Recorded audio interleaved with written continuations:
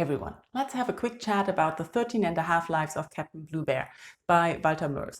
Walter Moers is a German author, so I read the book in German, and I've been meaning to pick up books by him for a while now. I have a friend who tried me to get into his writing ages ago, and this is the first book in the Samonia books. Walter Moers created a fantasy country, Samonia, and all his books, or at least the Bluebear book, is the first in the books that is set in Samonia.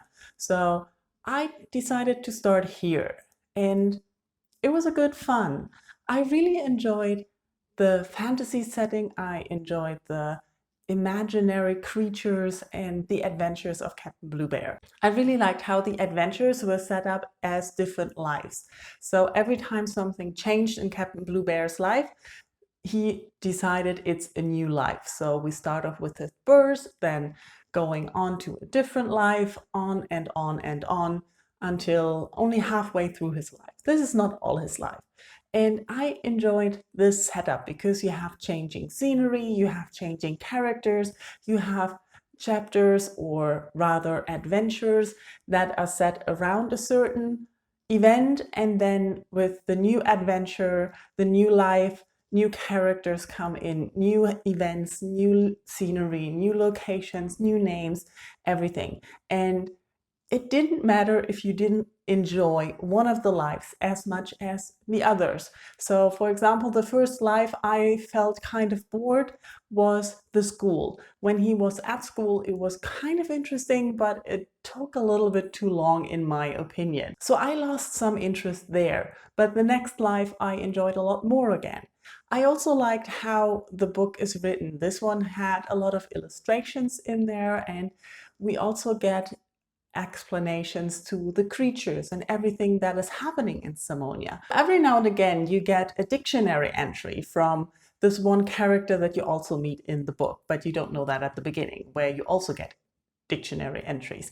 And I enjoyed that a lot. But when we got to Atlantis, this was getting too much for me. There were too many explanations, too many lists. I thought it was a little bit overdone. Overall, I really liked the events happening in Atlantis, but I thought it could have been edited a little bit shorter. But that was just me. If you enjoy lots of explanations or descriptions of imaginary fantasy creatures, you're going to love that. In general, I think if you like fantasy stuff that's a little bit lighter, where you don't have to go into deep dark fantasy, but just a fun-based adventure story around a world where it's not humans but other creatures living, and you get a lot of them, then I can highly recommend this book. Especially right now, I read it at the beginning of lockdown because it's big, and I thought, when else will I read this book? And it really helped. I could fly through the fun parts. I could also drag myself through the slower parts and still enjoy the story and get distracted of what was going on.